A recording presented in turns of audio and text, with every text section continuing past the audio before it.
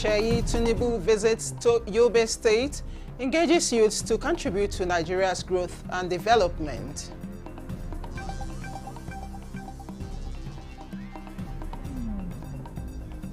Education Minister urges Vice Chancellors to strengthen capacity of institutions to address needs of the increasing youth population.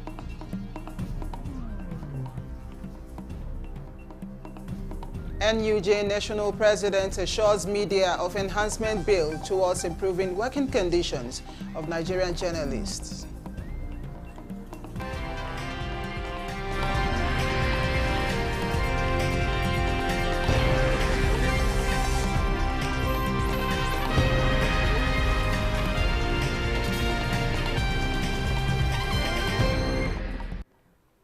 Hello and many thanks for joining us on the news desk at 6 on NTA News 24. I am Chinenye Nwoye.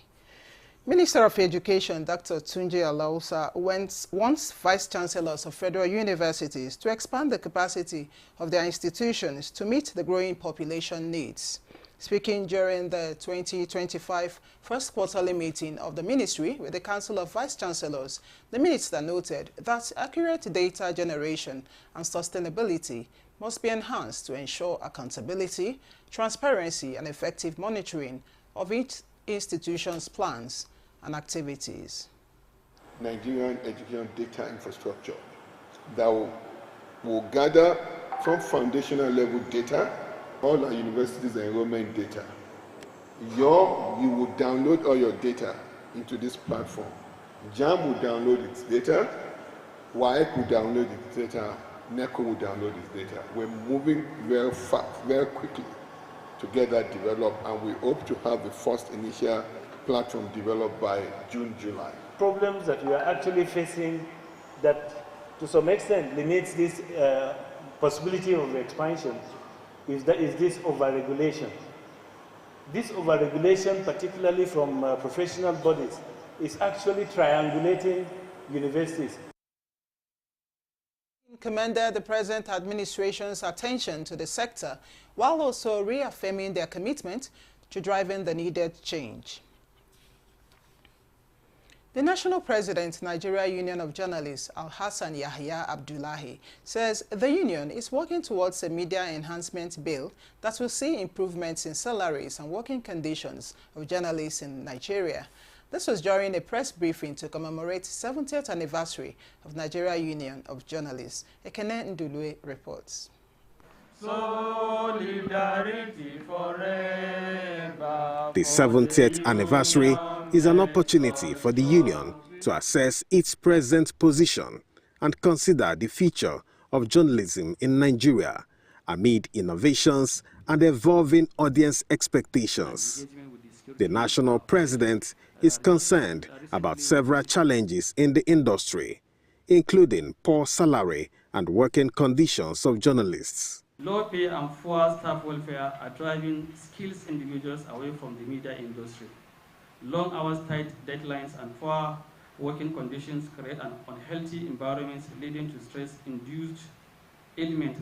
Technological innovations have also brought about increased misinformation and disinformation, and the union has outlined a new paradigm to address the challenge. Nigerian journalism must embrace a new paradigm: accountability and responsive journalism, investigative and critical journalism.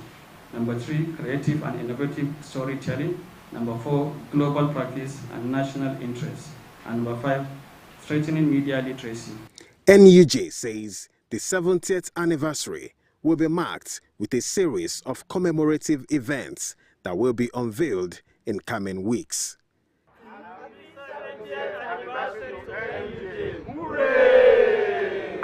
In Abuja, Ekene Ndulue, NTA News. The Social Democratic Party, Kogi State Chapter, says there is no leadership change within the party in the state. State Chairman of the party, Moses Orisha, made the clarification at a media briefing in Lokoja. Solomon Ayedehin reports. The state chairman of SDP, Moses Oricha, says the motto of the party is social justice, and therefore the party's policies and programs must follow due process in carrying out its activities. Giving an update on recent activities in the party in Kogi State, the chairman explains that non-members of the party are trying to bring misleading information about the party. As at the time I heard that those group of people have gathered doing that activities, I contacted all those security agents and they confirmed to me that there's nothing like that, because there's no letter to that effect. So that is why I want to urge the general public to disregard all that happened during this week, that they are all faceless SDP. He added that the party's focus is membership drive at both local, state and national level. Important personalities are coming to join the party. We are trying to bring in people, accommodating people who are willing to join our party, so that 2027 we can become a major political opposition party. Social Democratic Party is believed to be one of the notable opposition parties in Kogi State. Solomon Ayedehi, NTA News. Key players in Nigeria's peacemaking projects are advocating continuous dialogue, love and mutual respect for one another, irrespective of socio-political and religious divides, to engender national prosperity and stability. This was a call to action at the 2025 Ufuk Dialogue and Friendship Iftar Dinner and Word Ceremony in Abuja. Olusheye Adeabo reports. The Ufuk Dialogue is with a clear mission to foster understanding amidst division, amplify voices of peace where discord exists, and remember that people be treated equally. This 8th edition is themed Reserve in Your Heart, a seat for everyone, just as the project has afforded everyone, regardless of faith or background, emphasizing everyone's place in a shared humanity. Our theme is not just words, it is called to action. As you see today, different religious people are living together, then sharing together, we are opening fasting together. So this is one of the most important days for Nigeria and all over the world. We have choice whether to live in peace or not, and that is one of the reasons why I always remember Ufuk Dialogue Foundation, because they want us to make the wise choice of living in peace. I want to continuously pledge our support for all the programs of Ufuk Dialogue, because what you do is so inspiring and that you are so intentional and deliberate about it. Ramadan is a set, is a paste that is being set for us to live on. But what do we do after Ramadan is the next question I want all of us to ask each other.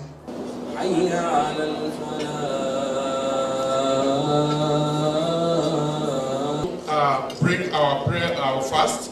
It is a unique evening coming in the month of Ramadan and the Lenten season to share dinner together with messages on commitment to peace through dialogue. You cannot be an enemy of someone who you have eaten with. So I want to thank Ufuk. So I think it's a very inspiring story. They are very committed to dialogue, they are very committed to social welfare, community development, peace building.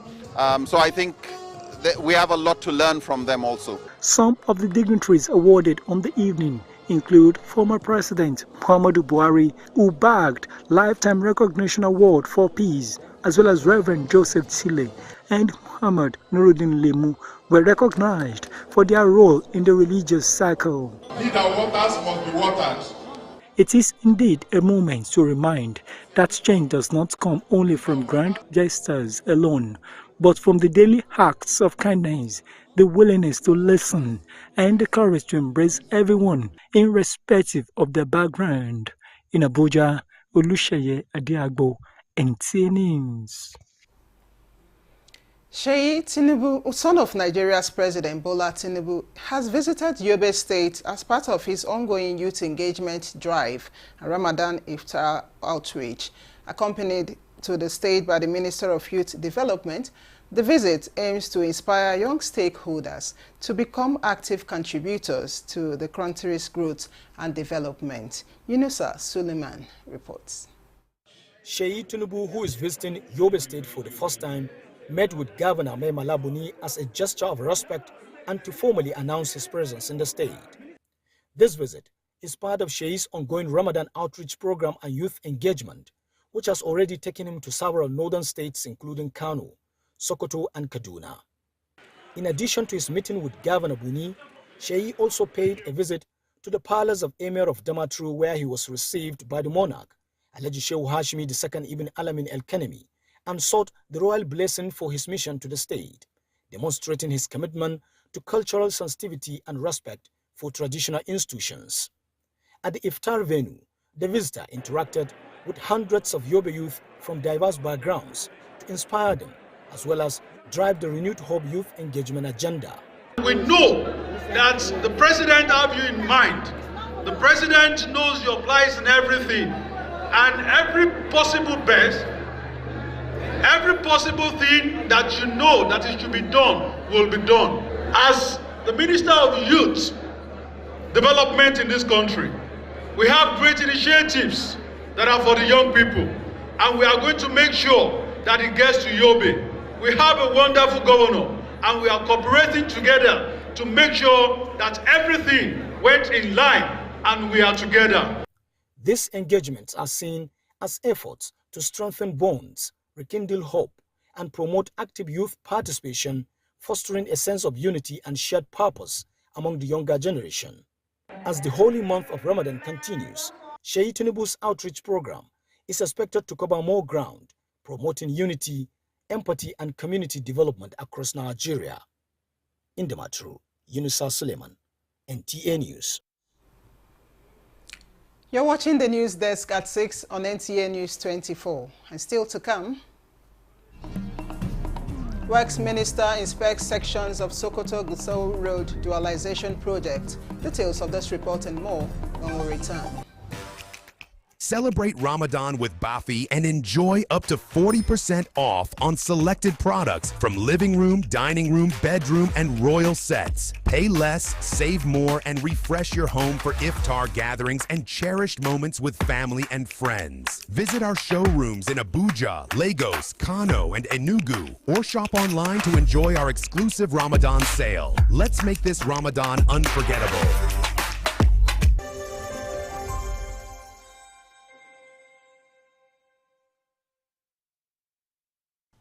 I am Oluremi Tinubu, the global and national Stop TB champion. Many people have asked why I've chosen to champion the fight against a disease like tuberculosis. My reason stems from a deep personal experience. I once had a friend who unfortunately fell ill and concealed the nature of his sickness until it was too late. Eventually, after he passed, we discovered he had tuberculosis. Sadly, due to the stigma and discrimination surrounding the disease, he would not speak up or seek for help.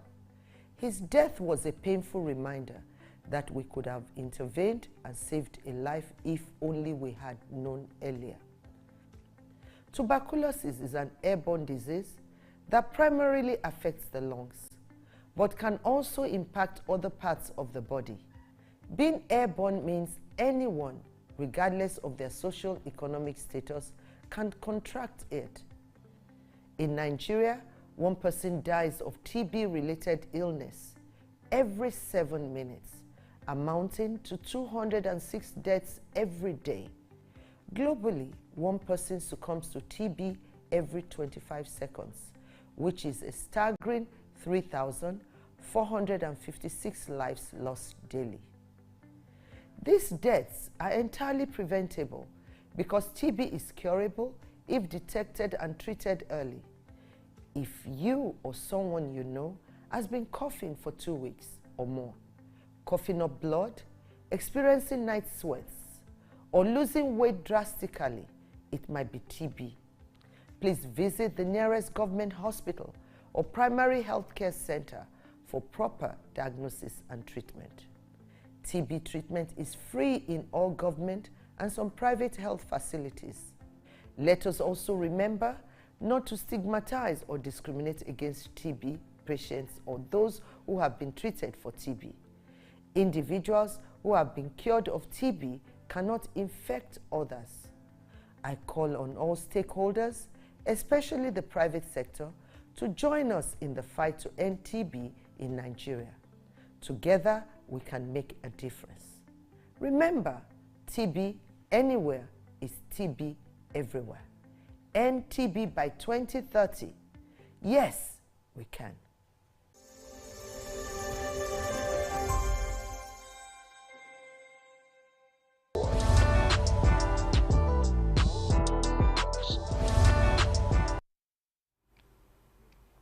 Many thanks for staying on. The House of Representatives is making a move to ensure that ministries, departments and agencies of government establish climate change desk as provided by the Climate Act. This was during an investigative hearing on the implementation and challenges of the 2024 budget between House Committee on Climate Change and Security and some ministries. National Assembly correspondent Mohammed Rabiu Ali reports that the meeting at the instance of House Committee on Climate Change and Security was to review the 2024 performance of ministries aimed at addressing the challenges of climate change and security issues.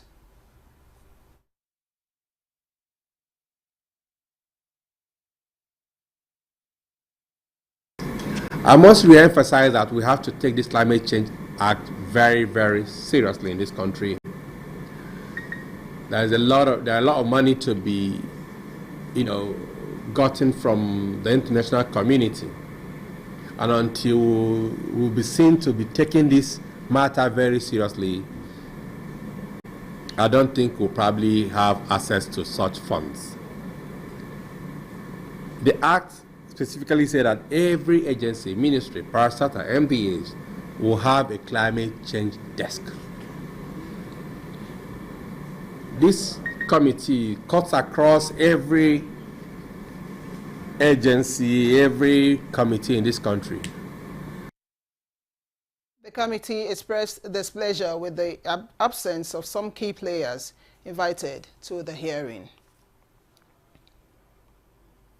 In an ongoing inspection of Nigerian roads under construction by the Federal Ministry of Works, the Minister of State for Works, Bello Muhammad Gonroyo, has inspected sections 1 and 2 of the Sokoto-Gusau Road Dualization Project with the optimism that the completion period is achievable. Once completed, the highway will facilitate transportation, trade and reduce volume of auto crashes. Bashir Ibrahim Nabraba completes the report. The inspection of the project sites by the Minister for State Works, Bello Muhammad Gonroyo, is in line with the marching order by President Bola Tinubu for the ministry to embark on infrastructure assessment tour to ensure compliance to contractual agreements and timely delivery of quality work by contractors handling various federal government roads for the benefits of Nigerians. The Sokoto-Gusau dual carriage highway is part of the renewed hope agenda of President Bola Tinubu on critical infrastructure to enhance security, fast-track economic growth, and improve connectivity in the Northwest region. The ministerial train had a stopover at one of the project sites for an interface with the contracting firm to ascertain the level of progress. Bello Gonroyo insists on execution of nothing other than quality work that will endure for many years, which is what the President Bola Tinubu infrastructural transformation is all about. He noted that potholes repairs are carried out simultaneously with the ongoing construction of the new concrete road to ease vehicular movements. Gonroyo maintains that the completion period for the project is realistic with collective efforts of all stakeholders. The Federal Ministry of Works,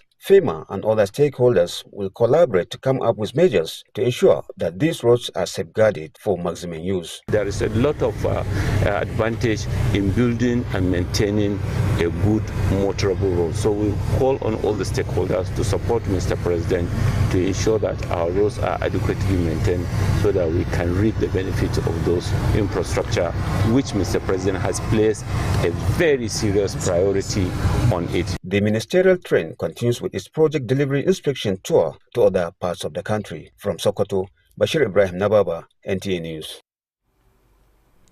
It will be recalled that construction of an alternative route to connect the northern and southern parts of Kaduna metropolis across the river Kaduna began a few years ago, but was later halted midway with only 800 meters of the road completed. Muhammad Umar Ajinge reports that the Kaduna state government has resumed work on the project with a view to its long-awaited completion. This is one of the most critical road infrastructure projects in Kaduna State, an alternative route connecting the northern and southern part of the state across the river Kaduna. The Aliyu Makama Road, linking Barnawa to Kabala Costin and Independence Way, has long been a dream project for the people of Kaduna, especially for the residents of the area who eagerly anticipate the opportunities it will bring upon its completion. However, the project was abandoned after only 800 meters of the road was completed. The Kaduna State Governor, Basani, has vowed not to let this dream fade, committing all necessary funds to ensure its completion.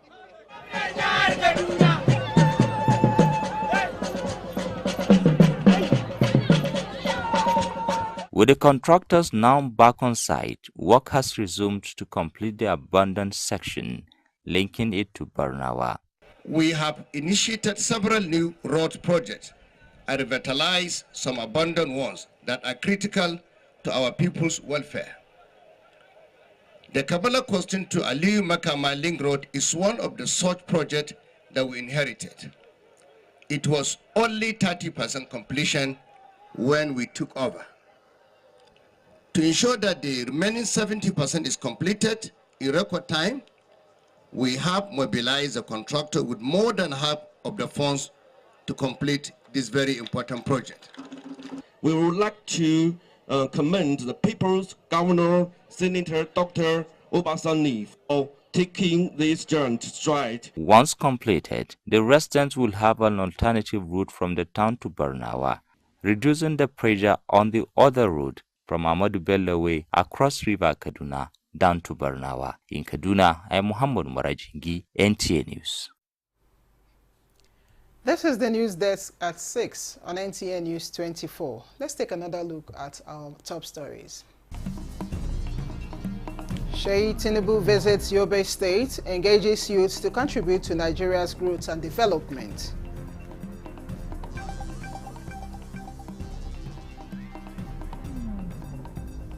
Education Minister urges Vice Chancellors to strengthen capacity of institutions to address needs of the increasing youth population.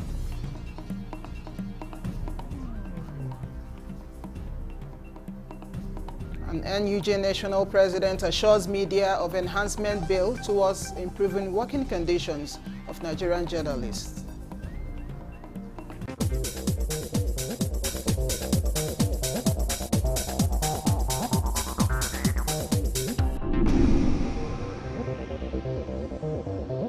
This is NTA News 24.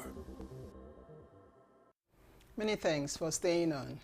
The International Women's Day may have come and gone, but the spirit is still with the Kogi State Council Women Committee of the Nigerian Labour Congress, drumming support for Nigerian women in Lokoja.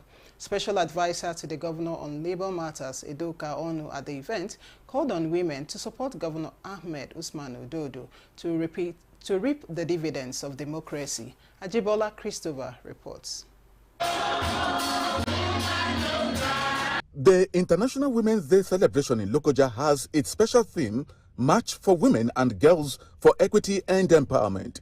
Chairperson, Nigerian Labour Congress Women Committee, Habibat Umar Ibrahim, notes that the theme became necessary to remind women of the need to continue advocacy for policies and actions that breaks barriers. Championing the rights of women workers and ensuring that our voices are heard in decision-making processes. In a keynote address, Special Advisor to the Governor on Labour Matters, Onu Edoka commends women on the day, disclosing that it has become a hallmark for labour movement in Nigeria to ensure that women are united. The equity space for women appointments into this administration has been a very large one. and has even surpassed the 35% affirmation you are requesting. Bring them on board, support them, so that we can bring about that equity. It's not that we are not in a position right away. We are, but we need more. The occasion featured a paper presentation by Eunice Abimbola Obogun calling for women inclusion in all spheres of governance. It matters because gender equality is not just a moral imperative, but also a key to achieving sustainable development. They look forward to benefiting from the 35% affirmative action given the March for Women and Girls Equity and Empowerment. Ajibola Christopher, NTA News. Empowering women towards self-reliance is the way to go as stakeholders double efforts in that direction. The call was part of 2025 Women Arise Symposium in commemoration of this year's International Women's Day. Accelerating action towards uplifting vulnerable women in Nigeria was the theme of the symposium.